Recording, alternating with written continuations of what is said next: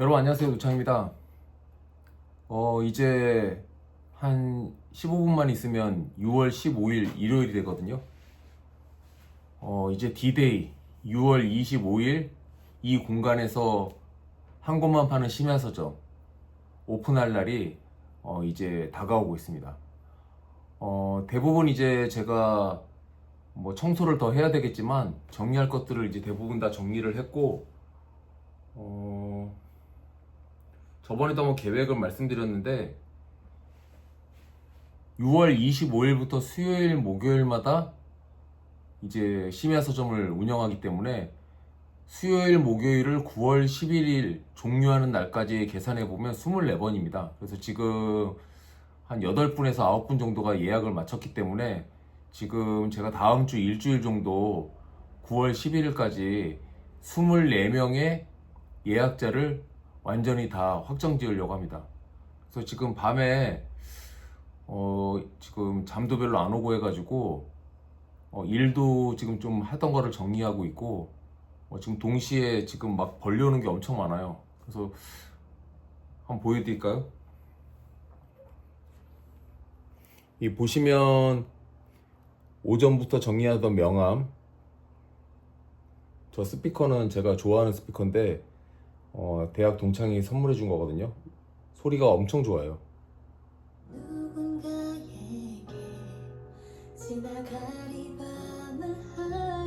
이게 굉장히 약한 소리로 튼 거거든요.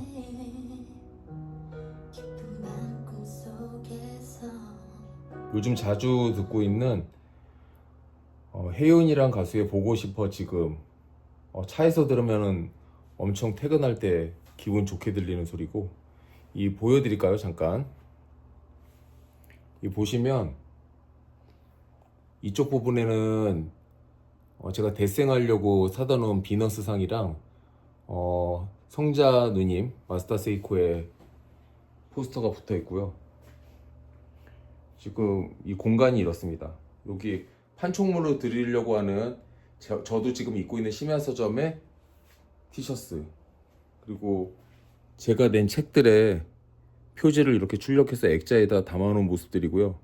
또 다른 마스터 세이코의 얼굴이 있고, 요 뒤에 있는 액자들은 제가 속초바다를 그린 액자들인데 좀 잘 그렸다고 생각하는 그림들은 이렇게 액자에 껴가지고 보관하고 있고요. 이쪽 부분은 저희 텔레비전 있는 공간. 제가 항상 이제 퇴근하면은 이렇게 틀어놓고 유튜브나 일본 드라마, 여기도 이제 일본에 있는 건축물에 대해서 설명하고 있는 영상이고, 제가 이제 공부하거나 하는 책상입니다. 그리고 여긴 커피 머신. 책장 정리한 걸 한번 보여드릴게요. 여기가 이제 책장 부분인데, 이쪽 부분은 뭐 세 개가 다 특징이 뭐냐면, 책이 한두 권 빼고는 전부 다 일본 사람이 쓴 책이에요. 특히 이 위에 있는 부분들은 어떤 저의 멘탈을 강하게 해주는, 정신력을 굉장히 강하게 하는 그런 책들이고, 특히 이제 제가 좋아하는 마스다 문해악기의 지적자본론이라든지, 그리고 이건 뭐 엄청난 책이죠. 제가 몇 번을 읽었던 인류의 조건. 이 책 때문에 사이코 다카시 선생님의 글을 엄청 좋아하게 됐고, 지금 보시면 사이토 다카시의 책은 인류의 조건 말고 유해하기 힘이다, 인류 경영자의 조건, 글쓰기의 힘, 이렇게 4권이 있는데 아마 더 많이 나왔겠죠? 그리고 최근 들어서 제가 좋아하기 시작한 우치다 다스루 선생님 무지의 즐거움, 지금 오늘부터 읽기 시작한 책도 같은 저자입니다. 최근에 읽었던 생각의 도약, 이거 너무 좋은 책이었어요. 그리고 뭐 두말할 나위가 없는 유이치 사카모토 선생님의 책, 나는 앞으로 몇 번의 보름달을 볼 수 있을까, 얼마나 열심히 읽었는지 보이시죠? 그리고 이 아래 두 번째 칸은 뭐 도쿄와 관련된 관광 책자도 있지만 도쿄라는 단어가 들어가 있는 책들이 이렇게 쭈루룩 다 있습니다. 특히 이제 제가 이 칸에서 좋아하는 책 중에 메이지의 도쿄, 도쿄 이야기, 도쿠가와 이에야스의 인간 경영, 이런 도쿄가 어떻게 만들어졌는지에 대한 그런 내용들이 있고요. 아래에 있는 책들 보면 디자이너 마음으로 걷다 이런 책을 비롯해 가지고 건축이나 부동산과 관련된 일본 책들이 이렇게 꽂혀져 있습니다. 그리고 맨 아래 책은 트렌디한 일본 잡지나 로컬과 관련된 내용들, 모노클 같이 트렌디한 잡지 이런 것들이 있고요. 요 아래 박스들에는 이제 실제 서점이 운영되기 시작하면 판매하려고 하는 그런 제 책들이 들어있고요. 이 책은 아래에 있는 책장 전체에는 제가 너무나 존경하는 선생님들의 그 책들이 세트로 다 들어있습니다. 여기는 에세이들, 그리고 저랑 맨날 속초 같이 다니는 속초의 친구, 속초 탐험가 옷을 입고 있는 곰탱이입니다.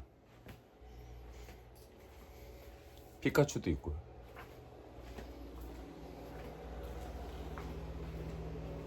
자, 그럼 다시 자리로 돌아와서 최근 제가 어제부터 굉장히 감명 깊게 읽고 있는 우치다 다수루 선생님의 목표는 천하무적이라는 책에 대해서 잠깐 얘기해 보도록 하겠습니다. 오늘 커피숍에서 이 책을 읽는데 문구 하나하나가 뭐 엄청난 거예요. 그래서 제가 아까 이 볼펜이 없어가지고 밑줄을 긋지를 못했는데 제가 감명 깊게 읽었던 내용 중에서 이런 내용이 있습니다.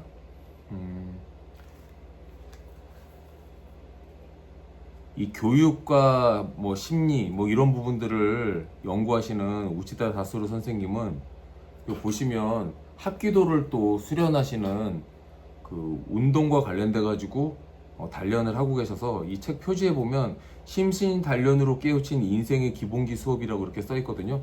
책 표지가 그리고 책 종이질도 너무나 일본스러워 가지고 제가 재밌어 가지고 샀는데요. 여기 보면 이런 문구가 있습니다.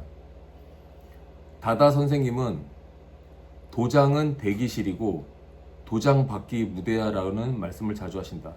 이 도장은 이 계약할 때 찍는 그 도장 아닌 건 다 아시죠? 요즘 원체 또 이렇게 얘기하면 안 되지만 원체 무식한 분들이 많으셔가지고 또 도장이 뭔지 모를까봐 태권도장, 유도도장 같은 그런 도장이에요. 여기서 대기실은 이른바 자연과학의 실험실이다. 이렇게 써 있으면서 이 무대란 진검승부의 장이라고 표현이 되어 있는데 여기서 다시 한번 읽어드리면 합기도장, 이분이 이제 합기도 하시니까요. 합기도장은 대기실, 대기실이라고 하면서 실험실이라고 표현을 했고 대기실은 도장이고 도장 받기 무대다. 그래서 결국 무대란 진검승부의 장. 전쟁 중의 세상이라면 진검승부의 장이란 말 그대로 날카로운 칼날이 오가고 화살이 난무하는 전쟁터일 것이다. 그러나 오늘날 진검승부의 장은 그런 것이 아니다. 내가 하루하루 생업을 꾸려나가는 현장, 거기서 실패하면 설 자리를 잃고 신용을 잃고 명망과 위신을 잃고 재화를 잃고 경우에 따라서는 길거리를 헤매게 되고 목숨을 잃을 수도 있는 곳을 진검승부의 장이라고 한다. 생업 현장이야말로 우리 비전문가의 진검승부의 장이다. 와, 저는 이 내용을 읽으면서 이 무술이라는 거를 부동산이라고 생각해가지고 한번 상상을 해봤는데 회사, 어떤 일을 배우기 시작한 사람들에게 있어가지고 회사라는 것은 실험장이죠. 고객을 만나기 위한 실험, 제안을 만들기 위한 실험, 다양한 어떤 실질적으로 어떤 거래를 일으키기 전에 준비해야 되는 그런 다양한 것들, 이런 것들을 연습하는 곳, 이게 회사고, 실제 고객과 만나가지고 거래를 진행하는 것, 거래를 성사시키는 것은 진검승부. 그래서 영업하는 사람 입장에서도 사무실 밖에 나가서 고객을 직접 만나는 그 진검승부를 하기 위해서 얼마나 많은 칼 연습, 그러니까 고객과 싸우는 건 아니지만 고객을 대응해야 되고 서비스를 최고의 품질로 만들어서 제공해야 된다고 생각을 한다면 그 자체가 이제 이 책에서 선생님이 말씀하신 대로 목숨을 잃진 않지만 목숨을 잃을 수 있는 생업 현장이죠. 어차피 돈 못 벌면 굶어 죽으니까 그 목숨을 잃는 거나 마찬가지 아니에요? 그래서 이런 내용을 보면서 와, 기가 막힌 표현이다, 이렇게 표현이 들었고,